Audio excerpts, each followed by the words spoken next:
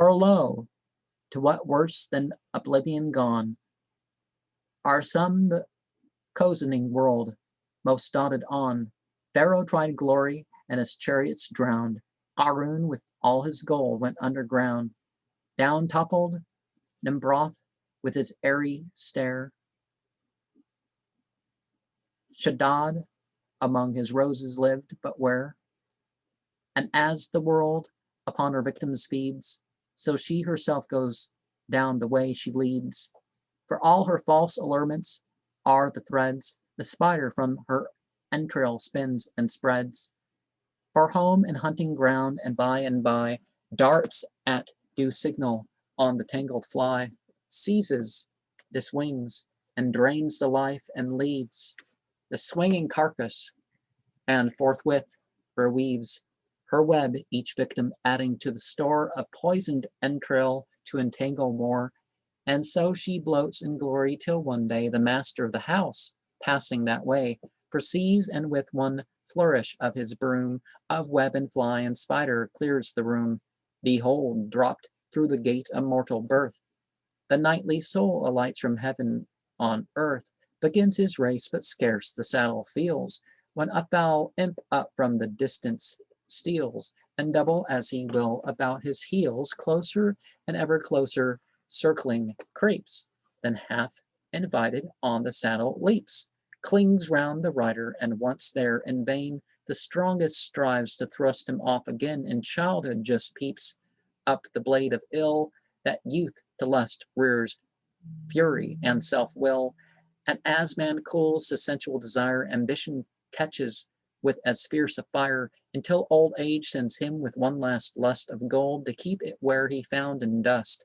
Life at both ends so feeble and constrained, how should that imp of sin be slain or chained? And woe to him who feeds the hateful beast, that of his feeder makes an after feast. We know the wolf by stratagem and force can hunt the tiger down, but what resource against the plague we heedless hatch within, then growing pamper into full-blown sin, with the soul self, even as the wise man said, feeding the very devil with God's own bread, until the Lord his largest misapplied resent and drive us wholly from his side. For should the greyhound whom a sultan fed, and by a jeweled string a hunting led, turn by the will to gnaw some nasty thing, and snarl at him who twitched the silken string, would not his lord soon weary of dispute, and turn adrift the incorrigible brute? Nay, would one follow, and without a chain, the only master truly, truly worth the pain. One must beware lest growing over fond of even life's more consecrated bond, we clog our footsteps to the world beyond, like that old Arab chieftain who confessed his soul by two darling things possessed, that only son of his, and that one colt, descended from the prophet's thunderbolt. And I might well bestow the last, he said, on him who brought me word the boy was dead. And if so vain the glittering fish we get, how doubly vain to dote upon the net, called life, that draws them patching up this thin tissue of breathing out and breathing in. And so by husbanding each wretched thread, spins out death's very terror that we dread. For as the raindrop from the sphere of God dropped for a while into the mortal clod, so little makes of its allotted time back to its heaven itself re-sublime, that it but serves to saturate its clay with bitterness that will not pass away. One day the prophet on a river bank, dipping his lips into the channel, drank a draught as sweet as honey.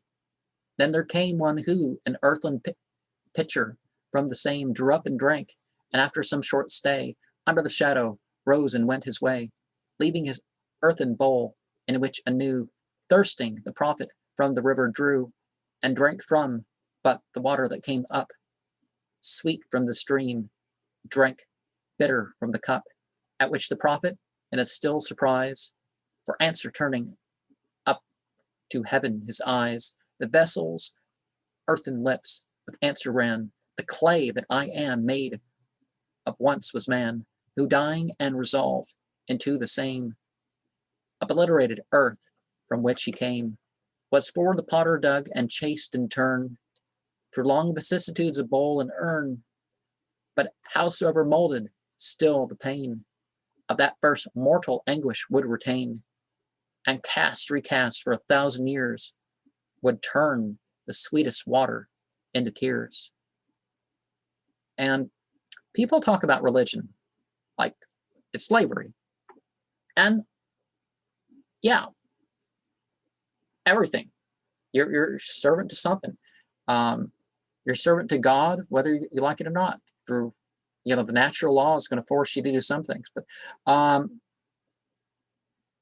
really, when you realize religion, it's a sort of freedom. It's beyond some list of conditions. Some people talk about 613 commandments. I was reading a narration that talks about a certain number of commandments throughout the Bible. That's, I don't know, like 60 more or something. I don't remember the exact number, but it's more than that. And this is just part of it. It's far more freeing than just, oh, here's a bunch of things I have to do and don't do.